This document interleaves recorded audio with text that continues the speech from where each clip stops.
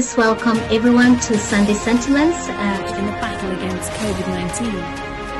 Almost people try to justify what he did. Charged. Of course, this is a hate crime. That's a very traumatic event. Wow, I mean, it's a violation of human rights.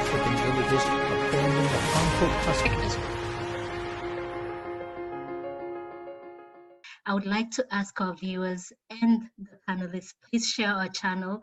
Please like, subscribe, and hit the notification button so that you can get those alerts when we have a new session. So welcome. We will start with our first topic today, which will be hosted by Sarah. It's about the current issue in Morocco, and we'd actually like to hear from Sarah a little background around this issue, because some of us, we don't understand all the details. So on to you, Sarah. Thank you.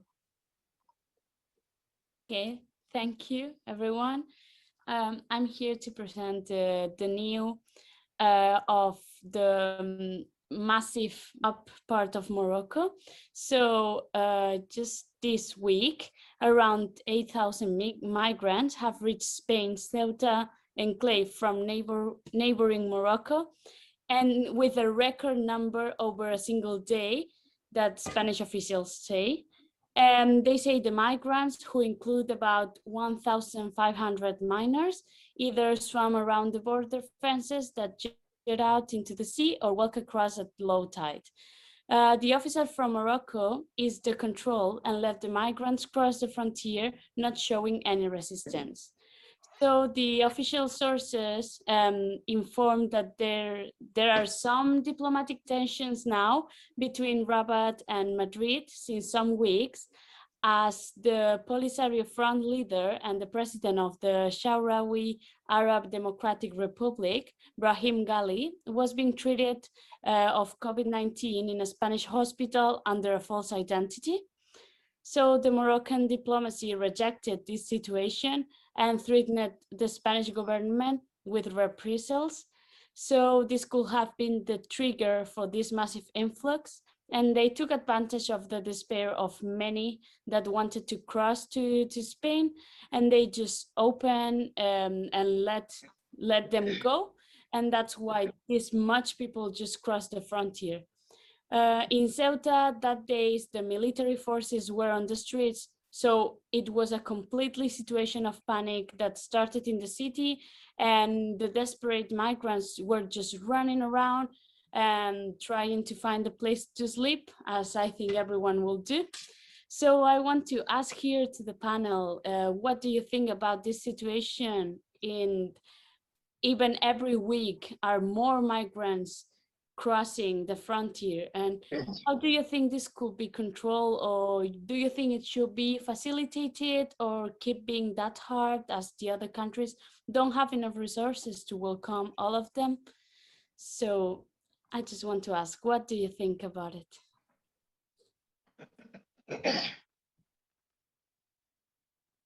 I'll share the screen so that if people don't know where Ceuta is. So as you can see, it's on the corner there. It looks like the corner of Africa there next to Morocco. So you can imagine where people are coming from, and they're trying to get into this place to go into Spain. So it's back to Sarah and what everyone thinks of this situation. I think Keshi's hand is we up. can start. Keshi, yes, Keshi. Yeah, thank you, Sarah. Yeah, it was a big group of people, a large group of migrants, I'll call them. And for me, I find it very strange that we can have a Spanish territory in Africa. So for me, I'm thinking they did not invade any Spanish territory. I'm sorry to say this. I think that is a colony of Spain, and I don't think it should belong to Spain. So I'm not panicking that Moroccans are running to Spain, because they are not running to Spain. That part of Ceuta, and there's another one called Melilla or whatever. All those two places are in Africa. So my question is, in 2021, why is Spain having territories in Africa? Isn't that colonialism? And if it is colonialism, why should it be considered people are flocking to Spain? They are not flocking to Spain, they are flocking to another African territory. That's my opinion. Thank you.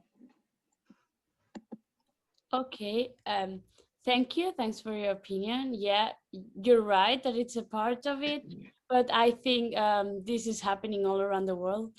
We also in Spain, we have Gibraltar. It's from the UK, and we have it in Spain, and it's still a colony. So I don't think it's just in Africa. We have it really around, and once you go there, you belong to this country legally, even if it's right or it's not. This is another topic that we could discuss, I think, another day also.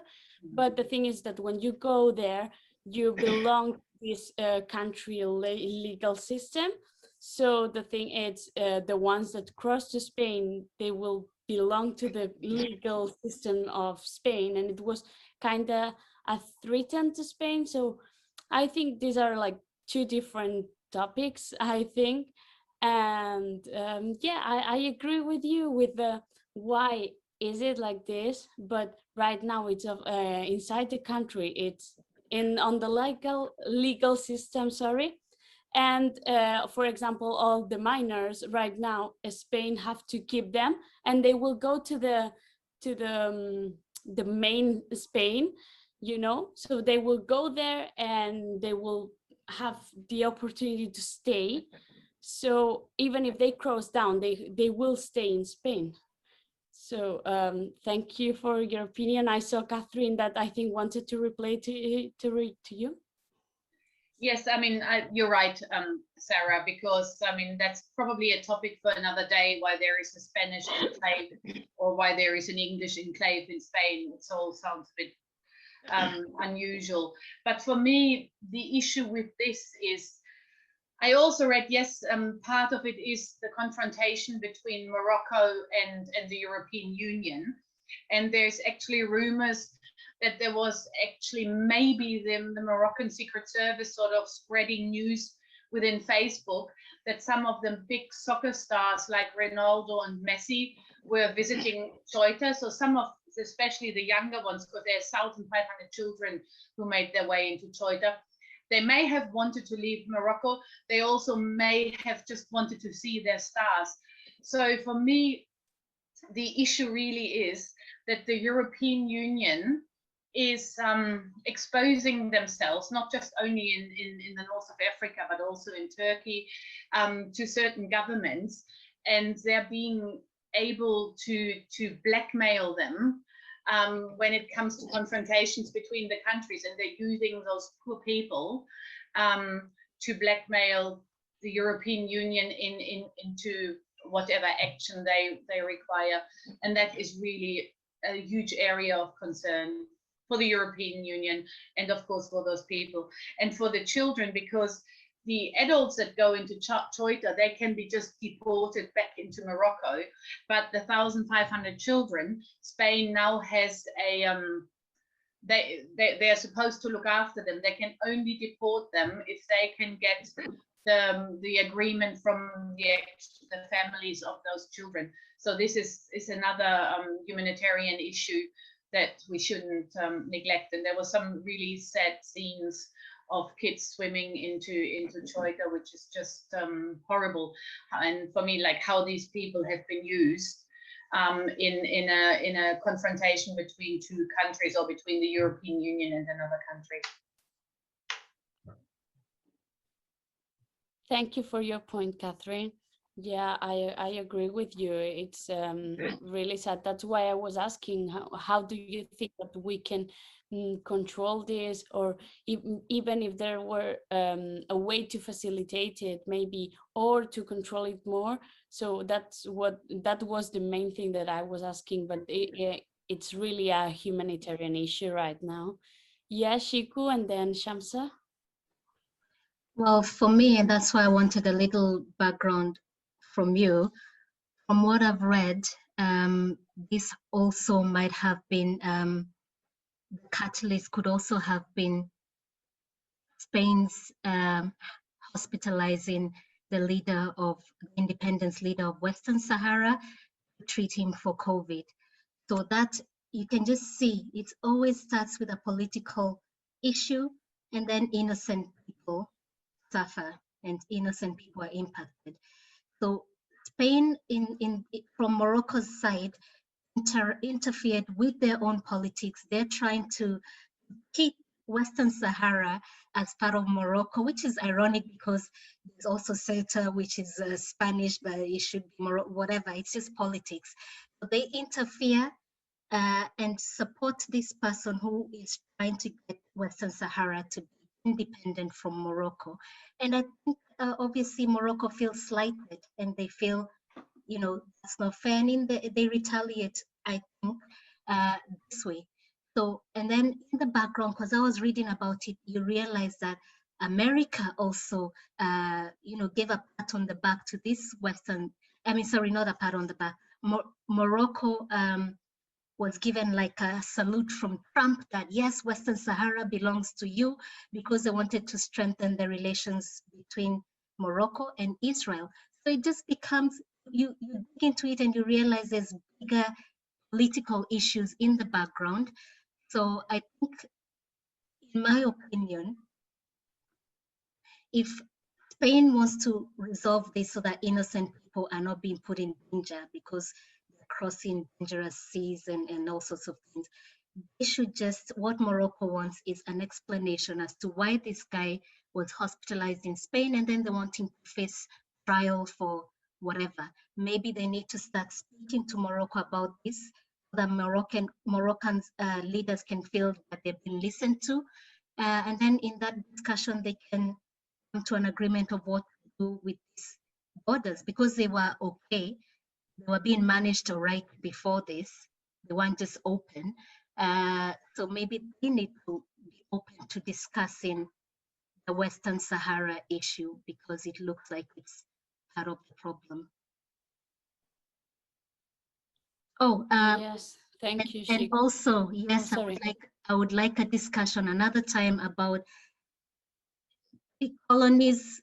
Their colonies in this day and age, whether it's Gibraltar or Ceuta or wherever. In this day and age, these places should be independent and not called Spanish territories or whatever. It's just strange in 2021 to have Gibraltar as part of UK, and what's the Danish one, She? Greenland. Greenland is Danish. It's bizarre. People need to be independent and not part of territories that are not even in their geographical area. Yeah, the Falkland Islands. Yeah, Falkland as well. Yeah. Yes, so I'm done now. Yeah, thank you. Yeah, we do need this discussion another day for sure. But the problem here is, as you're saying, everything comes politically on the background. And here the problem is in Morocco. They don't agree with the Sahrawi Arab Democratic Republic. It's a hard name. They don't agree with it. So it's like Spain was supporting the idea of Morocco. So when they started treating the president, they were like, "Oh, you're lying us, so you are supporting him." But the thing was, he was with a false identity in Spain. No one knew it was him. Oh, that's what they are saying. I can't know it. But he was even in Logroño, that it's not a real city. He wasn't in Madrid or Barcelona. It's just a small place.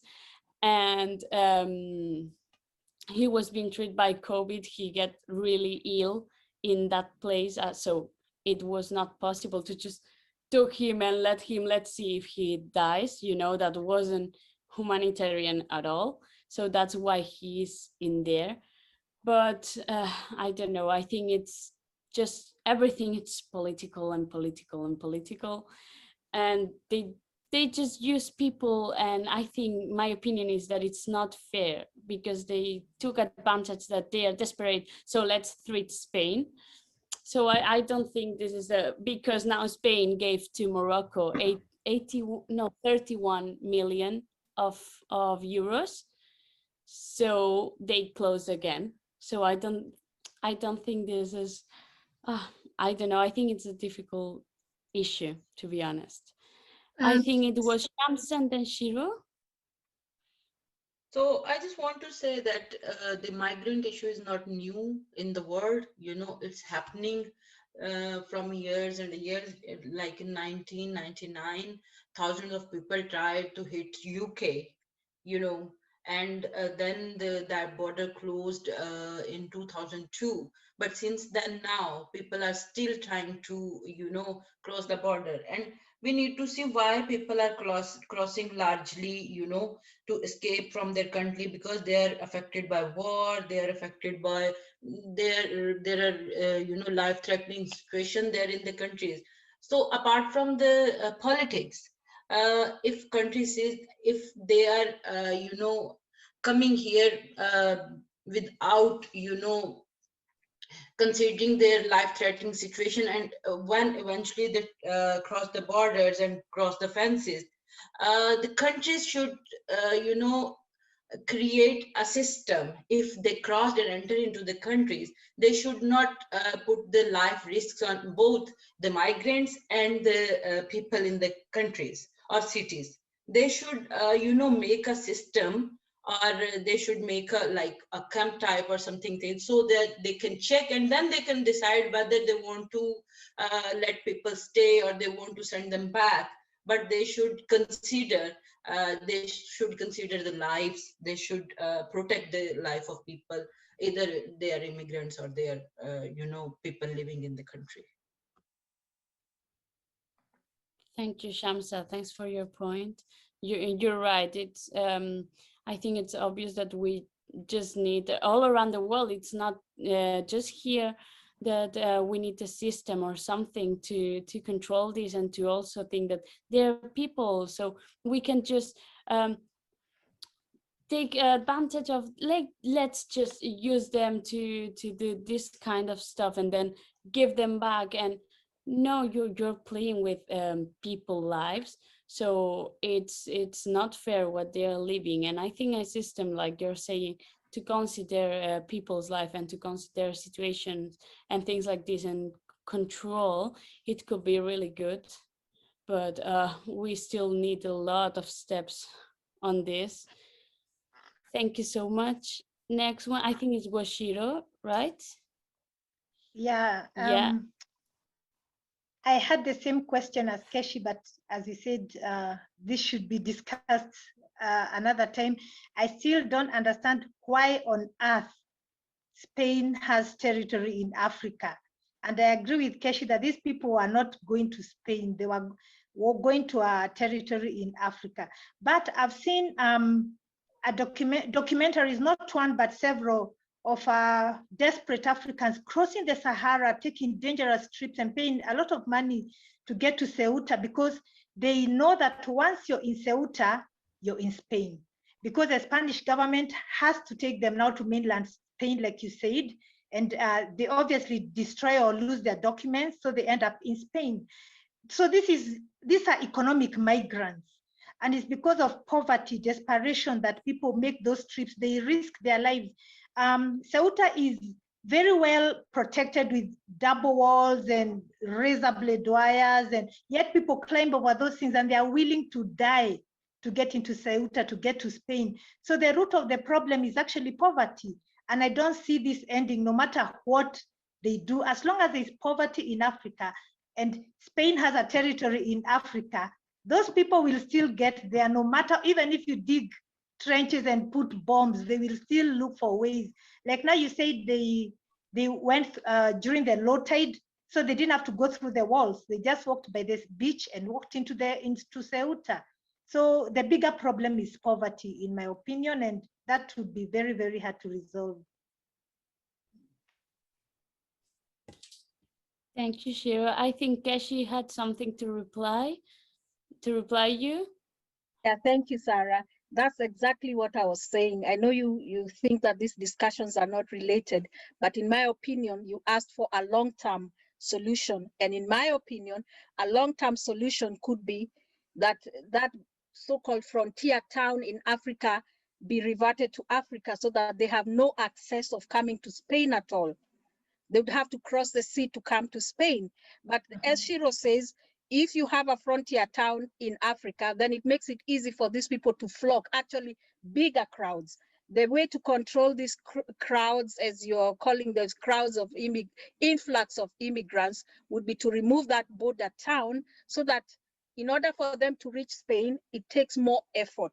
That would be an easier solution. Like Shiro says, you can do whatever you want. When people are desperate, they're gonna find, where there is a will, there is a way. So remove that that town that is there in Africa, then you won't have people finding it easy to come in. That's just what I think. Thank you, Keshi. With this, I kind of agree, but I kind of not, because okay, we can remove the border, but you know they are crossing the what is called, I don't know it in English, is the Gibraltar little thing. I think it's straight. Yeah, it is like 15 kilometers or 20, and they just go. They go with boats. They go to the Canary Island. They go to Greece. They go to Italy. They go to Spain. I don't think removing a border will be a solution.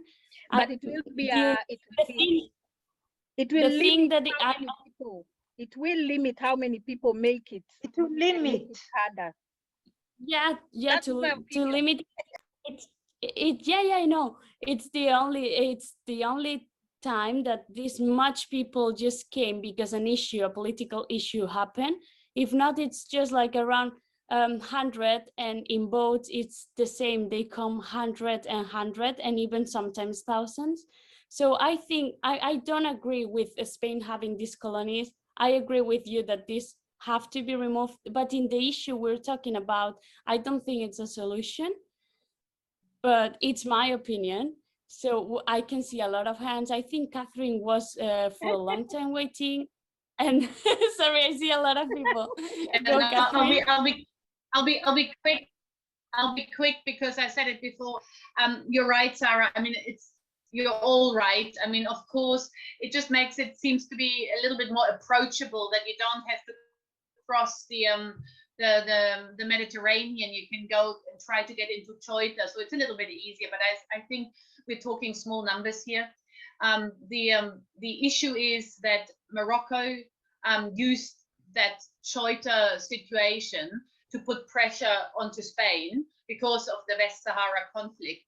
But for me, it's the issue how the European Union actually is controlling their borders, and they're putting more and more responsibility into countries and difficult countries like Turkey, like Morocco, like Libya, and that's it's sort of the difficult situation, because there's also the border agency Frontex, and there are so many stories about their misbehavior in regards to immigrants. So this is really quite a big issue. But for me, the issue is really how is the European Union thinking about controlling their borders in a human way. That's me. Thank you, Catherine. Thank you. I think, yeah, I can see Shiku, Shamsa, and Keshi again. Yeah, go, Shiku. So I just, I mean, just related to what Catherine said, for me, it does go back to the government. I felt that Spain was a bit heavy-handed in how they said they're going to deal with this.